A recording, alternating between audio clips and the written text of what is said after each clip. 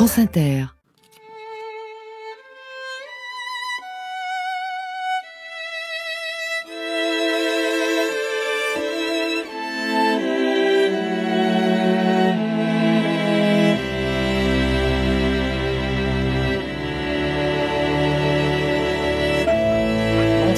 Dans Autant en emporte l'histoire aujourd'hui, 1804, Bonaparte et l'exécution du duc d'Enghien. Il est 2h du matin le 21 mars 1804, lorsque le duc d'Enghien, petit-fils du prince de Condé, enlevé 5 jours plus tôt sur ordre de Bonaparte et emprisonné à Vincennes, est conduit dans les fossés du château. Là, à sa grande stupéfaction, 16 gendarmes, alignés l'arme au pied, l'attendent. Ce n'est qu'à ce moment qu'on révèle au duc que le tribunal, réuni 1 heure plus tôt, l'a condamné à mort et que le jugement est à exécuter de suite. Le condamné a juste le temps de couper une mèche de ses cheveux et de la glisser dans une enveloppe pour la femme qu'il aime, et, sans l'assistance d'un prêtre, il est amené devant le peloton. On tire. Sous la salve, criblé de balles, le duc d'Enghien s'écroule. Ce procès expéditif et cette exécution choqueront. C'est plus qu'un crime, c'est une faute, aurait dit Fouché. Tandis que chez les royalistes, le jeune duc, mort à 32 ans, deviendra vite un martyr de leur cause. En revanche, c'est avec satisfaction que Bonaparte, le lendemain, apprend la nouvelle. La voie est enfin libre pour proclamer l'Empire. France Inter, Stéphanie Duncan, Autant en emporte l'histoire. Emmanuel de Varesquiel, bonsoir. Bonsoir. Vous êtes historien, spécialiste de la Révolution française et de l'Empire. L'épisode de la mort du duc d'Enghien a fait couler beaucoup d'encre depuis plus de 200 ans, celle des écrivains et des mémorialistes, bien sûr, comme Chateaubriand, mais aussi celle des graveurs et des peintres, sans parler plus tard des cinéastes. Comment expliquer cet intérêt pour l'exécution du duc d'Enghien ? Parce qu'il a 32 ans, que c'est un vaincu de l'histoire, et qu'il tourne très rapidement à la figure romantique du jeune prince au destin tragique. Et cette exécution nocturne dans les fossés de Vincennes a donné lieu à des peintures absolument magnifiques où les artistes jouent sur les clairs-obscurs. Enfin, tout ça correspond à une vision romantique qui est doublée par une volonté politique que l'on retrouve dès 1814 avec la Restauration et la montée sur le trône de Louis XVIII, le propre oncle du duc d'Enghien, celui qui était le frère cadet de Louis XVI. Et donc, il y a cette espèce de montée en puissance, d'organisation de cette martyrologie royaliste dont Enghien est une figure dominante. Parce qu'il est jeune, parce qu'il est prince, parce qu'il est beau, parce qu'il est fidèle, parce qu'il est beau et parce qu'il est un guerrier. Et que, ne l'oublions pas, pendant 10 ans, il a combattu aux côtés de son grand-père, le prince de Condé, sur les bords du Rhin, contre les armées de la République, aux côtés de cette armée de Condé, qui était le dernier bastion, si vous voulez, de résistance du côté de l'émigration à la République qui venait d'être proclamée en septembre 1792. Il a très peu vécu en France, finalement, ce duc d'Enghien. Non, parce qu'il quitte la France avec son grand-père et son père, le duc de Bourbon, tout de suite après la prise de la Bastille, et puis après la dissolution du corps de Condé, de quelques milliers de combattants, il va s'établir dans l'électorat de Bade, de l'autre côté du Rhin par rapport à Strasbourg, pour une raison qui tient, et c'est aussi un élément de sa légende, à ses sentiments, pour sa maîtresse qui était Charlotte de Rohan et qui, elle, habitait à Strasbourg. Donc il y a toute cette dimension amoureuse, de la passion amoureuse, qui rentre aussi en ligne de compte dans la fabrication de ce modèle et de ce mythe princier qu'incarne le duc d'Enghien. Alors l'histoire que je vais raconter commence le 10 mars 1804, quand le royaliste Georges Cadoudal vient d'être arrêté et que Bonaparte apprend qu'un complot se prépare pour le tuer. Alors, pouvez-vous nous rappeler le contexte, Emmanuel de Varesquiel, pour Bonaparte et pour la France ? Alors, le consulat et puis l'Empire vivent dans l'obsession littéralement du complot anglo-royaliste. Là, on n'est pas encore dans l'Empire. Non, on n'est pas encore dans l'Empire, on est à la veille de l'Empire, mais cette obsession a des raisons d'exister. Cette tentative d'assassinat de Bonaparte, que vous allez retrouver en 1804, c'est déjà l'attentat de la rue Saint-Nicaise en décembre 1800, qui a failli réussir. Donc, ces attentats, ils sont récurrents. Et donc, on vit dans cette peur-là. Et il est probable que les réactions et les raisons politiques qui vont faire que Bonaparte va mettre la main de façon parfaitement illégale par ailleurs sur le duc d'Enghien, tiennent à quelque chose qui relève de la vendetta ou de la contre-vendetta corse. C'est-à-dire, on veut ma peau, j'aurai leur peau. Et puis après, il y a toutes les manipulations et les différentes versions qu'on a données de cette grande conjuration dont le duc d'Enghien était extérieur, qu'on a appelé la conjuration ou le complot Cadoudal, Moreau, Pichegru. Cadoudal étant ce chef chouan qui a toujours été opposé à la République, puis au consulat, et puis 2 grands chefs militaires de la Révolution, Pichegru, le général Pichegru, qui est passé au royalisme, et Moreau, qui est un peu, je dirais, l'adversaire du point de vue de l'aura militaire, le vainqueur de Hohenlinden. Donc il y a cette concurrence. Moreau, en réalité, n'est jamais véritablement rentré dans le complot, même si probablement il était au courant de ce qui se passait. Et donc, avec l'assentiment du gouvernement anglais et la fin de cette très, très éphémère paix d'Amiens franco-anglaise qui ne va durer qu'1 an et qui s'arrête en 1803, on va envoyer par Dieppe un certain nombre de conjurés chouans, royalistes, dont Cadoudal, dès le mois d'octobre 1803, pour tenter le coup décisif, c'est-à-dire l'assassinat de Bonaparte. Emmanuel Varesquiel, je propose qu'on poursuive tout à l'heure cette discussion. Tout de suite, 1804, Bonaparte et l'exécution du duc d'Enghien, un texte de Jean-Baptiste Sabiani, écrit spécialement pour Autant n'emporte l'histoire, réalisation Mélanie Pécla.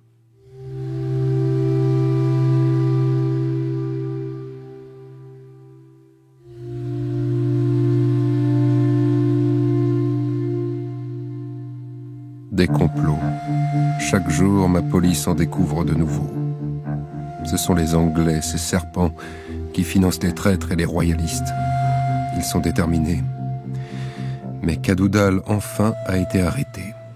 C'était le plus dangereux.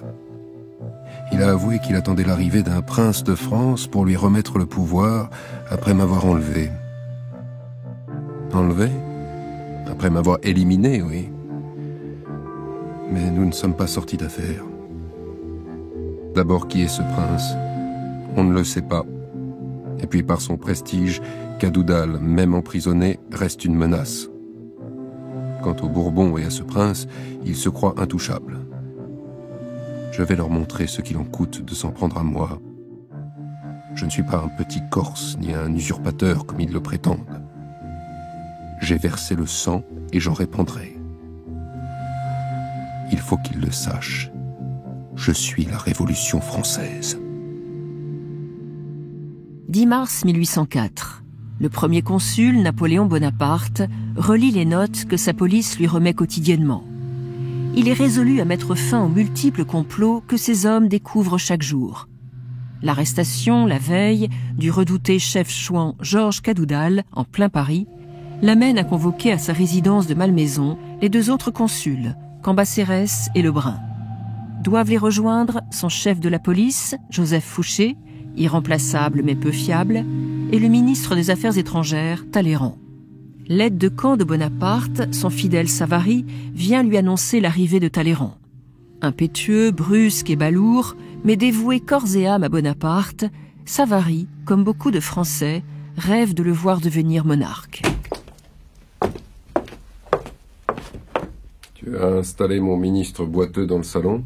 Comme vous l'avez ordonné, citoyen premier consul. Vous avez l'air soucieux. Même arrêté, Cadoudal m'inquiète. Souhaitez-vous que je m'en occupe ? T'en occuper comment ? Je le mets hors d'état de nuire, dès que vous l'exigez.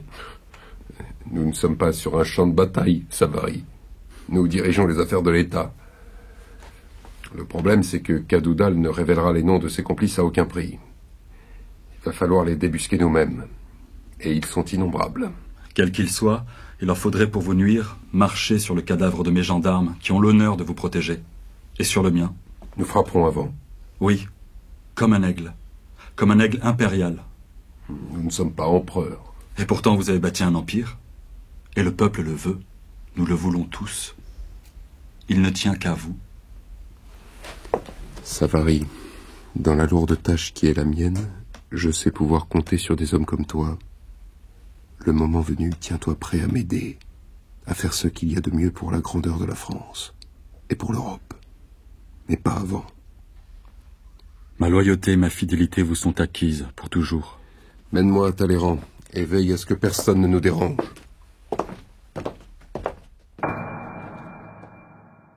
Tu ne comprends pas grand-chose, mais tu m'es fidèle, c'est vrai. Tout le contraire de ce diable boiteux. Alors, qu'en dites-vous? Nous n'attendons pas les deux éminents consuls, Cambacérès et Lebrun. Ils connaîtraient ainsi mon sentiment, et moi, le leur. Votre loyauté à leur égard vous honore. Bon, qu'en dites-vous? Et qu'à Doudal arrêté, le danger pourrait sembler éloigné, voire conjuré. Mais ce complot est toujours d'actualité. Mais encore. Et qu'à Doudal est le bras armé de l'Angleterre. Elle est à la manœuvre, parce qu'elle a peur. La guerre civile dans l'Ouest est terminée, après des années de massacres et de déchirements. Vous avez ramené la concorde religieuse et la paix extérieure. La France est aujourd'hui forte en Europe, sans les Bourbons. Et ça, l'Anglais ne le supporte pas. À votre avis, qui est ce prince auquel Cadoudal comptait remettre le pouvoir? Le comte de Provence? Le comte d'Artois? J'imagine assez mal les deux frères du dernier roi s'impliquer dans une telle entreprise. L'aîné n'est guère véloce, et le cadet est plus préoccupé de ses amours que d'exploits guerriers. Un autre nom revient régulièrement dans les rapports qu'on vous remet chaque jour. Vous ne l'avez pas remarqué? Le duc d'Enghien? Petit-fils du duc de Condé, chef d'une armée qui a combattu la France et peut recommencer, pensionné par l'Angleterre. Oui, mais issu d'une troisième branche, après les Bourbons directs et les Orléans, donc loin du trône. Mais prince de France et descendant du grand Condé. Le duc d'Enghien est jeune, courageux, brillant, vaillant soldat. L'idole des royalistes qui trouvent Provence faible et Artois ridicule. Le profil idéal pour une restauration avec changement de branche dynastique. Et contrairement aux autres qui sont loin, à Londres ou à Varsovie, d'Enghien est à pied d'œuvre, à seulement 4 lieues de la frontière de l'Est. Un élément qu'on peut retourner et dont on peut faire une force. Continuez. Je vous ai transmis un rapport qui indique que le duc d'Enghien reçoit chez lui de nombreux traîtres. Il est à quelques heures d'Offenbourg où se concentrent les émigrés. De là, ils peuvent rapidement rejoindre Strasbourg et les monarchistes déjà rentrés en France. Au nord, la communication est aisée avec l'Angleterre. À l'est, c'est la Suisse et les services anglais d'espionnage. D'ailleurs, leur chef, l'ambassadeur Drake, annonce aussi dans sa correspondance l'arrivée d'un prince français. J'avais remarqué tout cela. Vous évoquiez une force? Ils veulent passer à l'action? Eh bien, précédez-les. Montrez aux ennemis du gouvernement que sa modération à leur égard n'est pas une faiblesse, que le premier consul n'est pas là pour préparer le retour des Bourbons, et qu'il peut les frapper, où qu'ils soient. Je ne crains personne. Et je suis prêt à verser le sang pour sauver la France. Et la République. Alors sévissez contre vos ennemis. Ils vous craignent. Mais vous craignent-ils assez? Si la justice oblige de punir rigoureusement, la politique exige de punir sans exception, partout. Partout? Par exemple, nous pourrions aller chercher le duc d'Enghien, qui se croit à l'abri en territoire neutre, et le faire transférer à Paris, où il avouerait être au centre d'un complot qui veut m'éliminer? L'idée, en effet, me paraît bonne, et conforme aux intérêts du pays et de son gouvernement. Seriez-vous prêt, monsieur le ministre des Affaires étrangères, à assumer avec moi cette violation de souveraineté d'un État indépendant? Les cours européennes savent bien que Napoléon Bonaparte se situe dans un espace diplomatique révolutionné. Je ferai donc ainsi. Nous irons chercher le duc d'Enghien où il se terre. Venez, je vais en informer Cambacérès et Lebrun. Votre loyauté à leur égard vous honore.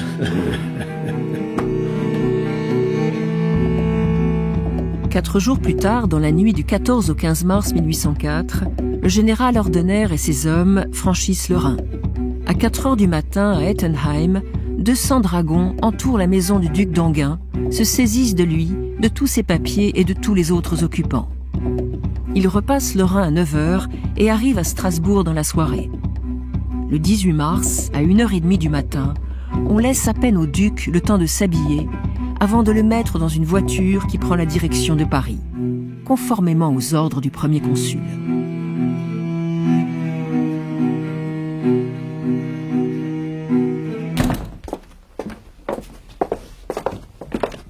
Monsieur le ministre. Oh, Général Savary, votre chef a un besoin urgent de vos services.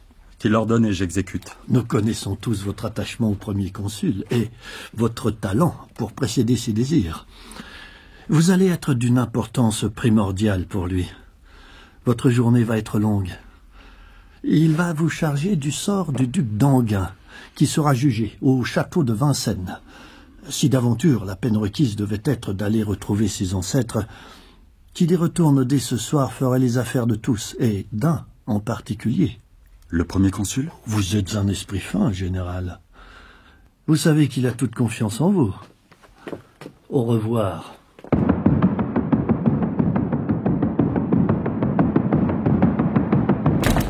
Savary, voici l'arrêté qui ordonne la comparution du ci-devant duc d'Enghien devant la commission militaire. Elle se réunira à Vincennes ce soir, dès qu'il y arrivera. Murat, en tant que gouverneur de Paris, en nommera formellement les membres. Voici la liste.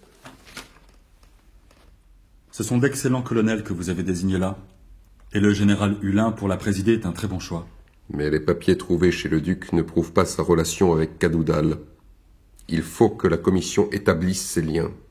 Dès ce soir. C'est bien compris. Toi, Savary, tu assureras le commandement de la légion de gendarmerie et celui du château dans sa totalité. Le général Harel est chargé d'accueillir le duc et de le faire comparaître devant la commission. À vos ordres. Tu seras présent quand le duc arrivera à Vincennes. Tu t'assureras que la commission rende un verdict. Je te confie la mission de veiller aux intérêts de la France. Je sais le danger que fait peser sur votre personne le duc d'Enghien. C'est bien, Savary. Fais ce qu'il faut faire ce soir. Comme vous l'ordonnez.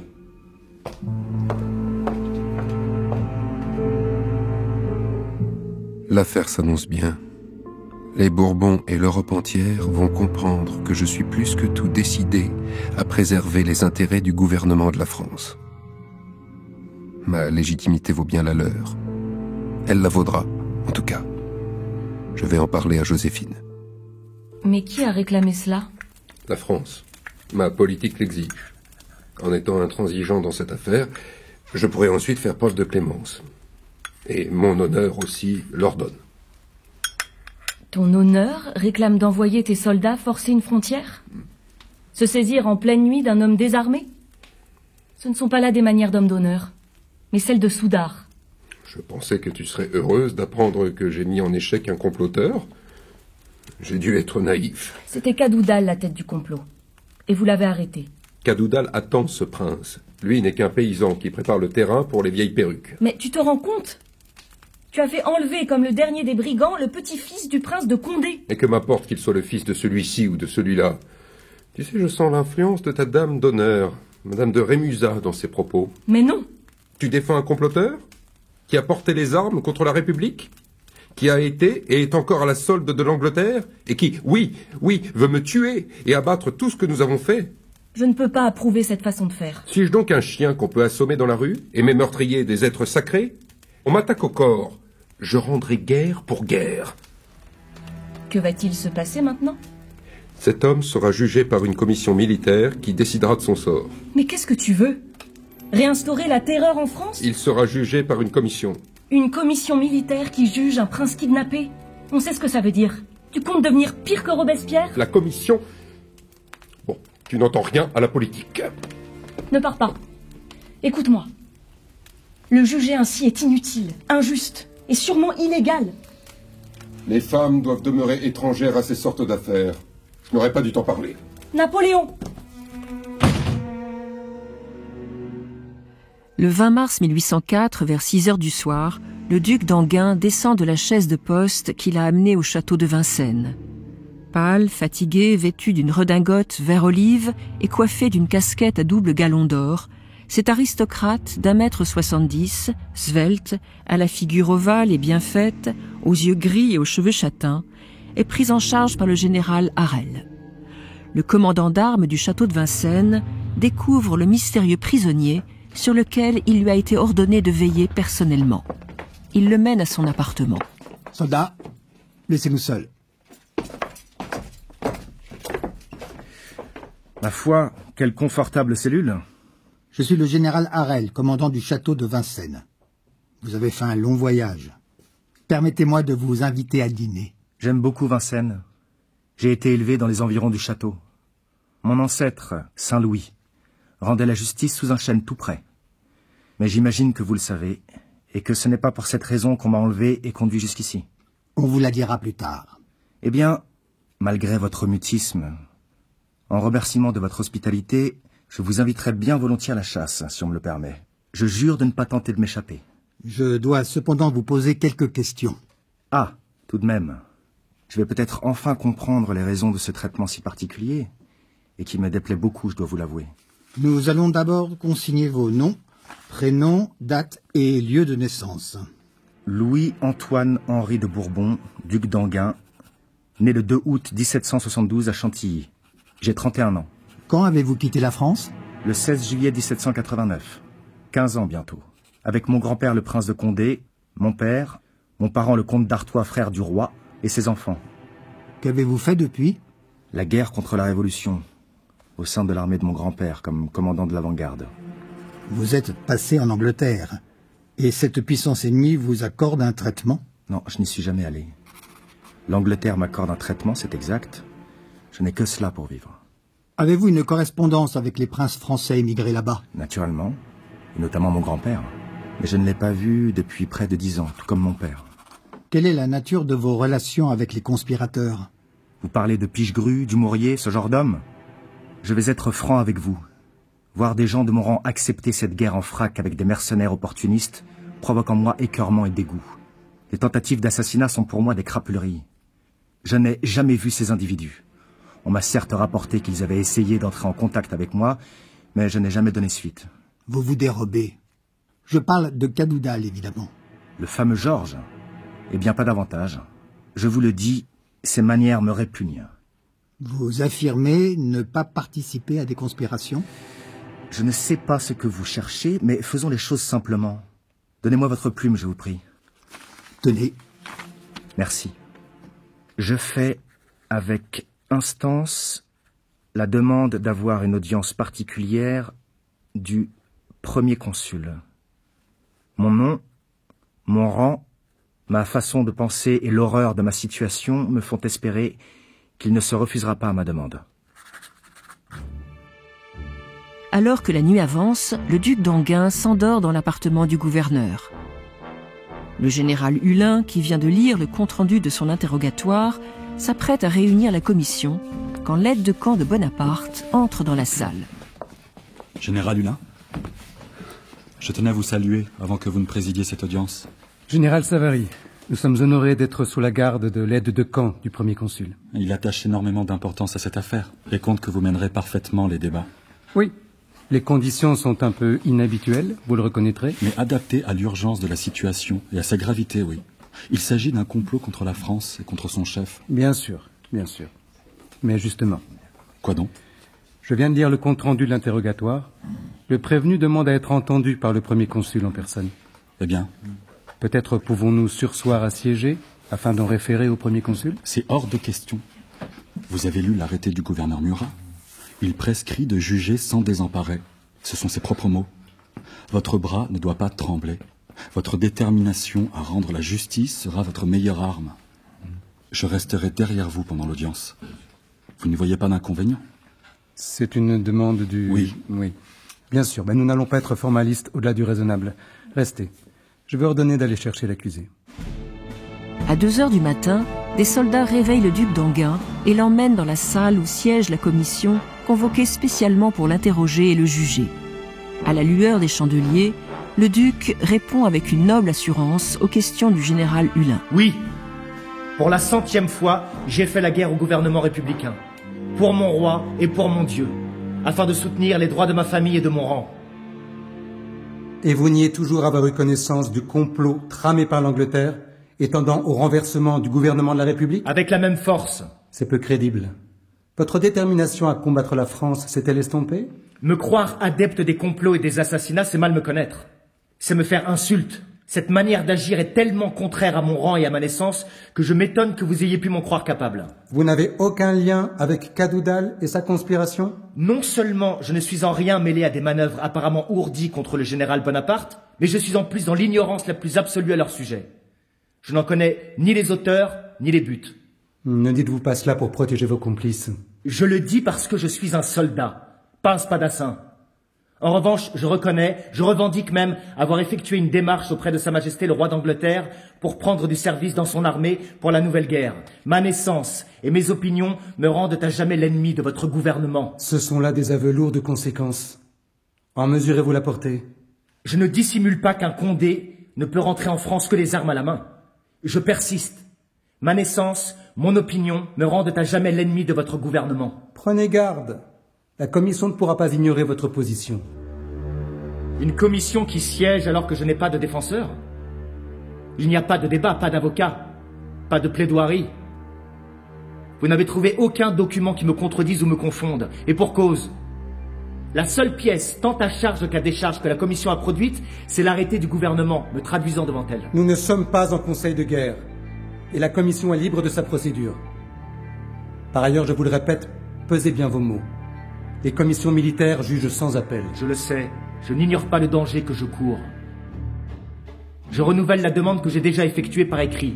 Je désire seulement avoir une entrevue avec le premier consul, d'homme à homme, de soldat à soldat. La commission va délibérer et vous informera de son verdict. Emmenez-le. Nous allons commencer. Vous pouvez vous retirer, général. Bien sûr. Ah, j'allais oublier. En quittant la malmaison, le premier consul m'a confié ceci. Faites entendre aux membres de la commission qu'il faut terminer dans la nuit, même si la sentence, comme je m'en doute, est la condamnation à mort. À plus tard, général. À plus tard. Sitôt que le duc d'Enghien, les gardes et Savary sont sortis, la commission délibère. Messieurs, après cette audience, estimez-vous que Louis-Antoine-Henri de Bourbon, duc d'Enghien, est coupable d'avoir porté les armes contre la République française? Levez la main. Coupable à l'unanimité. D'avoir offert des services au gouvernement anglais? Coupable. De s'être mis à la tête d'un rassemblement d'émigrés? Coupable. D'être l'un des fauteurs et complices de la conspiration tramée par les Anglais contre la vie du premier consul? Coupable. Sur la question relative à l'application de la peine de mort en réparation des crimes d'espionnage et d'attentat contre la sûreté intérieure et extérieure de l'État, adoptée à l'unanimité des membres de la commission. Nous pouvons maintenant faire entrer le général Savary.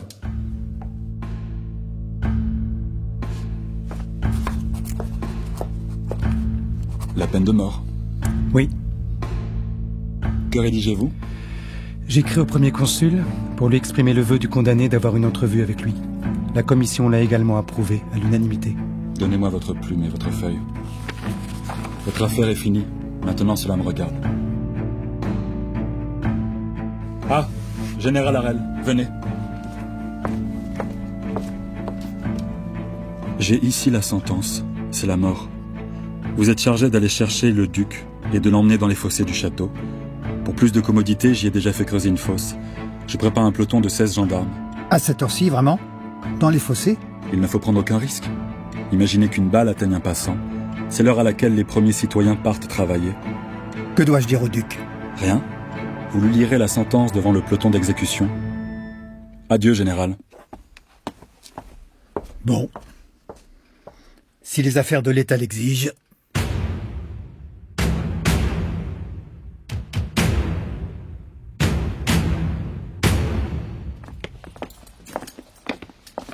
Nous sortons du château par les fossés.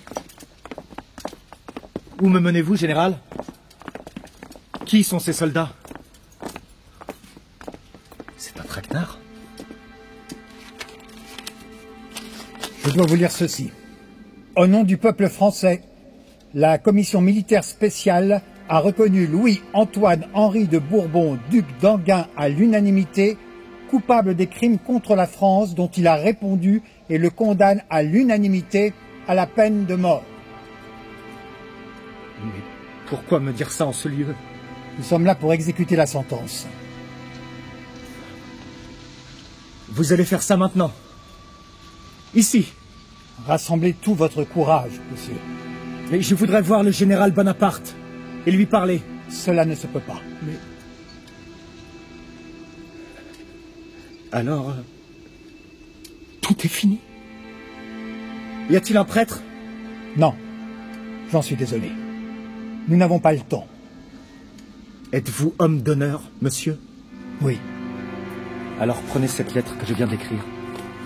Remettez-la ainsi que cette mèche de cheveux et cet anneau à la princesse de Rohan-Rochefort. C'est ainsi.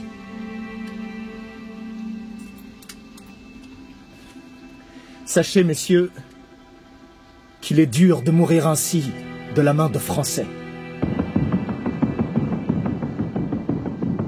Au même moment, en pleine nuit donc, Hulin et Savary se retrouvent par hasard à la sortie du château de Vincennes. Vous êtes encore là, général? J'attends ma voiture, qui n'a pas pu entrer dans la cour intérieure. Ce vieil édifice n'est pas très pratique. Il a toutefois bien des avantages. Mais qu'est-ce que c'est? Non. Eh bien quoi?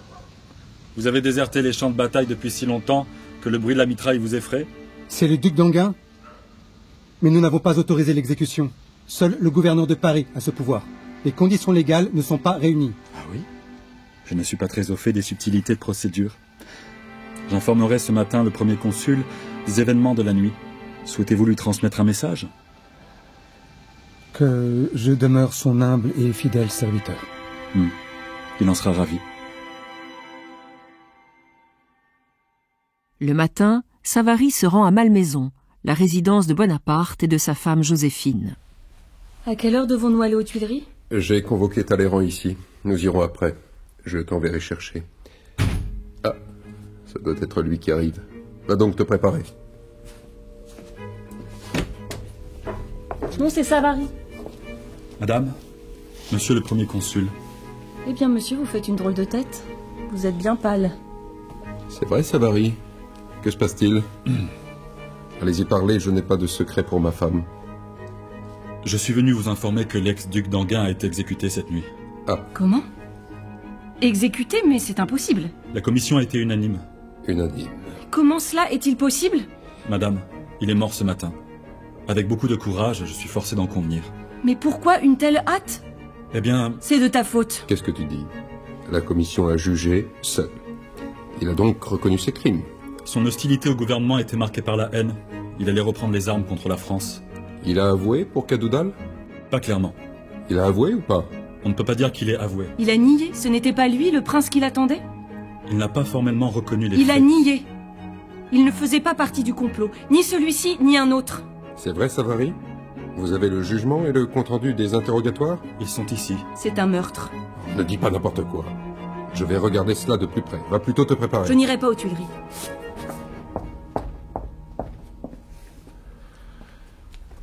Elle fait son métier de femme. Comment lui reprocher de ne rien comprendre à nos affaires? Mais tout se calmera et elle comprendra que cet événement n'est pas une maladresse. Bien. J'attends Talleyrand. Tu le feras entrer quand il arrivera. À vos ordres. Savary. Oui. Nous sommes contents de vous.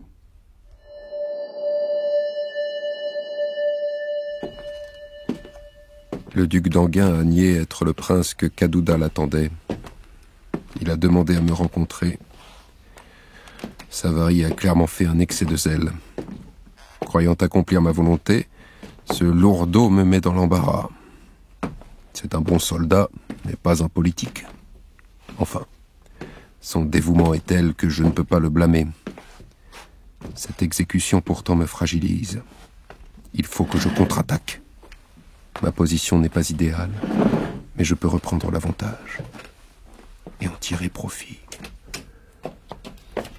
Savary vient de m'informer. Quelle nouvelle! Les choses sont allées bien vite. Voilà une mort qui me rend odieux, non?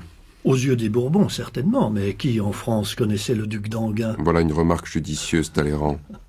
De toute façon, ce qui est fait est fait. Même si le motif pour lequel le duc d'Enghien a été condamné n'est pas celui pour lequel il a été enlevé, la commission a jugé souverainement. D'une façon ou d'une autre, en prenant les armes en intelligence avec l'Angleterre, le duc complotait contre la France et entrait dans cette conspiration.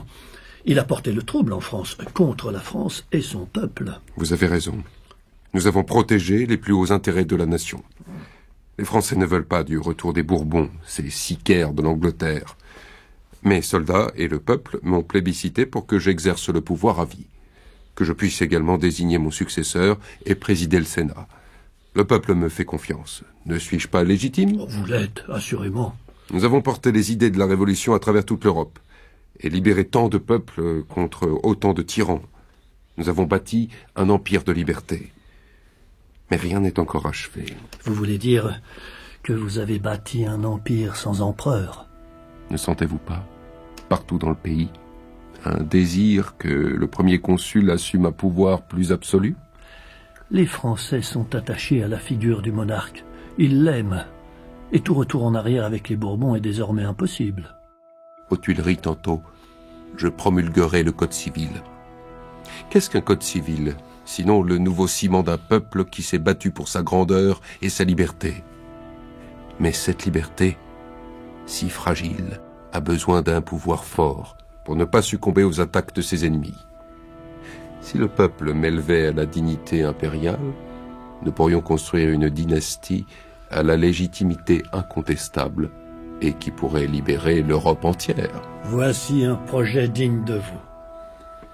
Monsieur le ministre, je crois bien que le duc d'Enghien, sans même le vouloir, aura rendu un grand service à la France.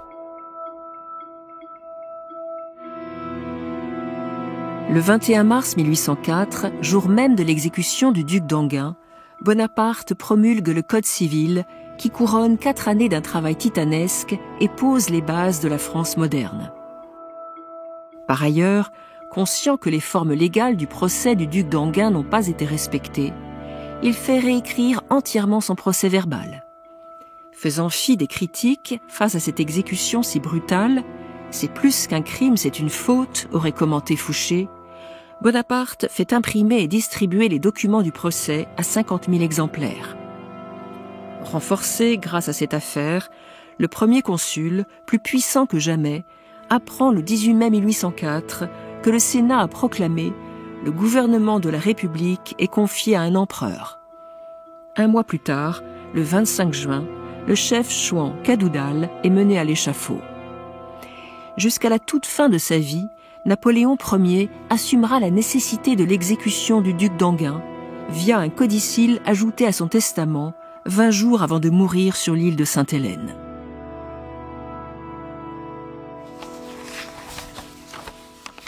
J'ai fait arrêter et juger le duc d'Enghien parce que cela était nécessaire à la sûreté, à l'intérêt et à l'honneur du peuple français, lorsque le comte d'Artois entretenait de son aveu 60 assassins dans Paris. Dans une semblable circonstance, j'agirai à nouveau de même. «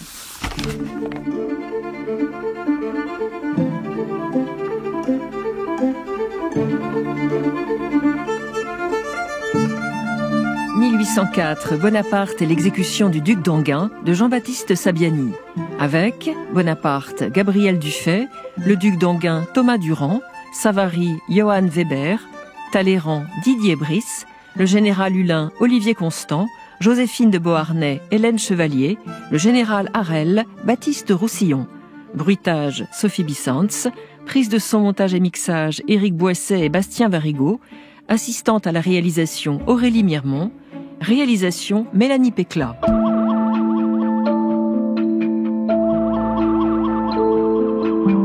France Inter, Stéphanie Duncan, Autant en emporte l'histoire. Emmanuel de Varesquiel, le duc d'Enghien, donc a été exécuté le 21 mars 1804, lorsque Cadoudal avait avoué qu'il attendait l'arrivée à Paris d'un prince français pour exécuter donc son complot contre Bonaparte. Est-ce qu'on a vraiment pensé que ce prince était le duc d'Enghien, ou est-ce qu'il n'a servi que de bouc émissaire? Il est probable que Bonaparte l'a pensé, Fouché ne le croyait pas, et Réal, qui était son adjoint, ne le croyait pas non plus. Talleyrand non plus d'ailleurs. Il est probable que personne n'était dupe, mais que pour des raisons politiques et pour des raisons d'État, et comme on l'a dit tout à l'heure, peut-être pour des raisons de vengeance personnelle, on met la main sur Enghien tout simplement parce qu'il est à portée de main. Oui, c'est ça, il est juste de l'autre côté de la frontière. Absolument, ce qui n'empêche pas une violation de frontière et une violation du droit par la façon dont Enghien a été jugé, expédié en 1 heure par un tribunal, une commission militaire. Oui, tout ça a été préparé d'avance. Ça ressemble singulièrement au tribunal révolutionnaire de la Terreur.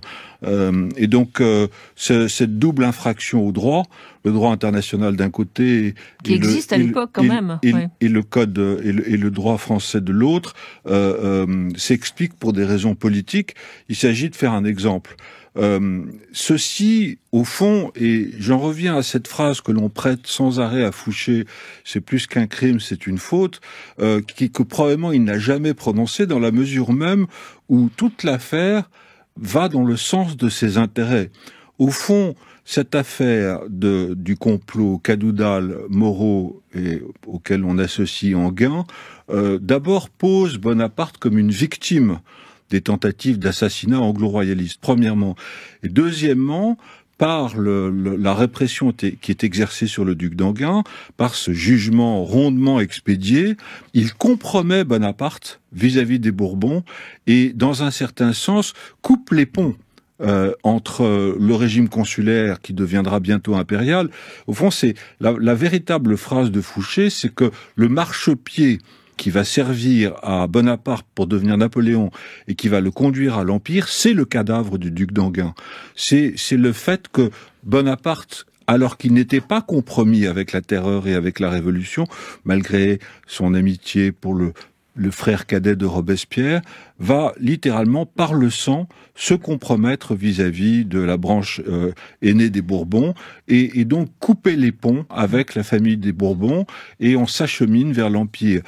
L'assassinat d'Enghien, c'est le 21 mars 1804, et la proclamation de l'Empire, c'est le 20 mai 1804. Et qui est la cheville ouvrière de cette proclamation de l'Empire héréditaire, c'est Fouché.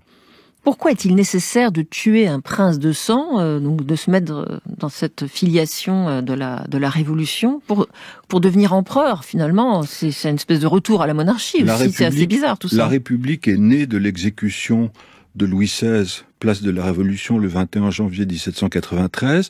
Dans l'esprit des révolutionnaires au service du consulat, à commencer par Fouché, des conventionnels régicides, l'Empire ne pouvait exister que après une rupture symbolique et réelle, une rupture politique à travers l'exécution d'un prince du sang, et ça a été le duc d'Enghien, tout simplement, encore une fois, parce que on pouvait lui mettre la main dessus. Et oui, évidemment, Talleyrand, qui va prendre un peu le train en marche, va jouer les filles de l'air, dans un certain sens, et organiser les rideaux de fumée qui vont faire qu'une fois de plus, il va passer pour blanc comme neige sous la Restauration et échapper à la vindicte royaliste qui va s'exercer, qui aurait pu s'exercer contre lui à partir de 1814.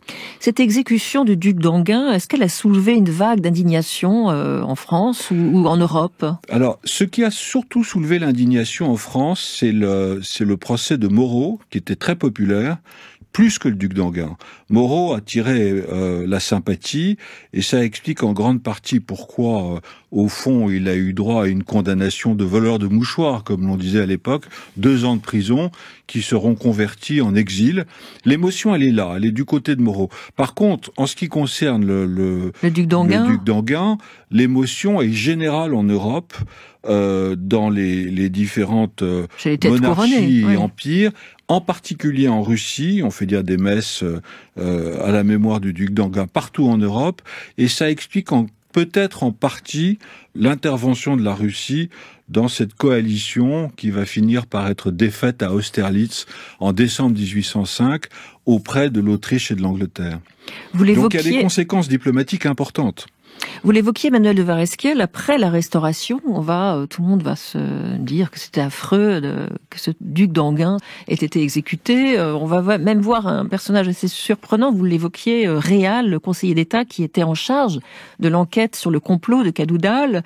Lui, il affirmera s'être endormi très tôt cette nuit-là, la nuit donc de l'exécution du duc d'Enghien, et qu'il était arrivé trop tard à Vincennes et que le duc avait été exécuté entre-temps sans qu'il en sache rien. C'est ça. Donc, ils vont tous essayer de trouver des alibis pour se défaire de cette affaire un peu compromettante. Certains s'en sortiront très bien, je vous l'ai dit, comme Talleyrand, mais d'autres s'en sortiront beaucoup moins bien. Caulaincourt, par exemple, Savary, Murat, tous s'en sortent sous la Restauration avec plaie et blessure, si j'ose dire. Et Joséphine de Beauharnais, on l'a entendu dans la fiction, être assez surprise, même choquée par la mort du duc d'Enghien. Elle a plaidé la cause du duc d'Enghien, le frère aîné de Bonaparte, Joseph Bonaparte aussi, et elle va également plaider la grâce d'un certain nombre de conjurés au procès Cadoudal de mai qui va se dérouler un mois plus tard, en mai 1804, et elle va sauver un certain nombre de royalistes, en particulier Polignac et le futur duc de Rivière, qui étaient emprisonnés et qui vont être graciés, en partie grâce à l'intervention de Joséphine. Sous la Restauration, Joséphine avait des accointances royalistes, comme vous le savez, par son premier mari Beauharnais, même s'il avait adhéré à la Révolution française. Et Joséphine, notamment du côté de la radiation des émigrés, sous le consulat, joue un peu les intermédiaires entre les milieux d'émigration d'un côté et Bonaparte et le gouvernement consulaire de l'autre. Ce qui doit énerver profondément Napoléon.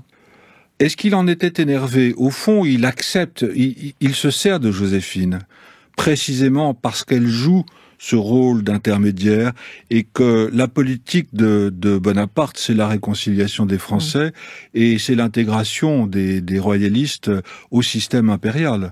Par le système de la cour, par les places, par l'armée, par la justice. Donc au fond, dans un certain sens, Joséphine lui sert un peu d'alibi. Sous la Restauration, le duc d'Enghien va devenir un martyr de la cause monarchique. Louis XVIII fait procéder au transfert de ses cendres. Donc il est déterré du fossé de Vincennes, où il avait été enterré à la hâte. C'est transfert de ses cendres dans la Sainte-Chapelle de Vincennes en 1816. On lui construit un magnifique cénotaphe qu'on peut toujours voir, qui se trouve pas dans la chapelle même, mais juste dans la pièce annexe du chœur de la chapelle, qui est absolument magnifique. Voilà, on est dans ce mouvement-là, si vous voulez, des messes expiatoires, qui est un mouvement récurrent dans les premières années de la Restauration. Et pourquoi est-ce que Napoléon, en 1821, à Sainte-Hélène, juge-t-il nécessaire de rajouter ce codicille qu'on a entendu, codicille à son testament? Donc, on n'est que moins de 3 semaines avant sa mort. Il est à Sainte-Hélène. Pourquoi est-ce qu'il pense encore au duc d'Enghien? Est-ce qu'il a un sentiment de culpabilité? Au contraire, je ne pense pas qu'il se soit jamais senti coupable de cette exécution du duc d'Enghien. Il a pensé qu'elle était nécessaire pour des raisons d'État.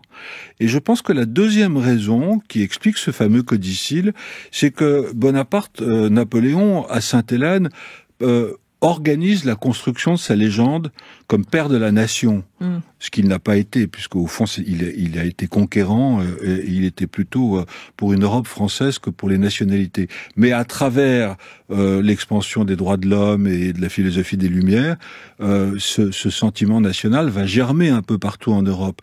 Et au fond, à travers le mémorial de Lascaz, de Sainte-Hélène, Napoléon construit cette légende de la naissance de la nation dont il serait le père. Et la justification qu'il donne à l'exécution du duc d'Enghien entre dans cette construction même. Donc il y a une explication politique et il y a certainement une explication personnelle.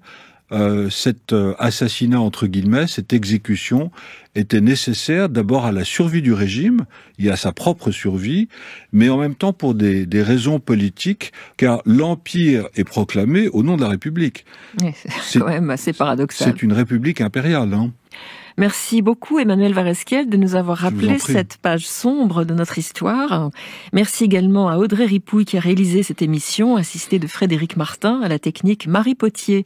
Pour en savoir plus, je conseille la lecture de vos biographies, Emmanuel Varesquiel, donc d'abord Fouché, Les silences de la pieuvre, ainsi que Talleyrand, Le prince immobile. Les deux sont édités chez Talandier et disponibles en collection Texto. Les deux livres abordent longuement d'ailleurs l'affaire du duc d'Enghien. Et plus récemment, Emmanuel Varesquiel, vous êtes l'auteur de Jeanne du Barry, une ambition au féminin, également publié chez Talandier.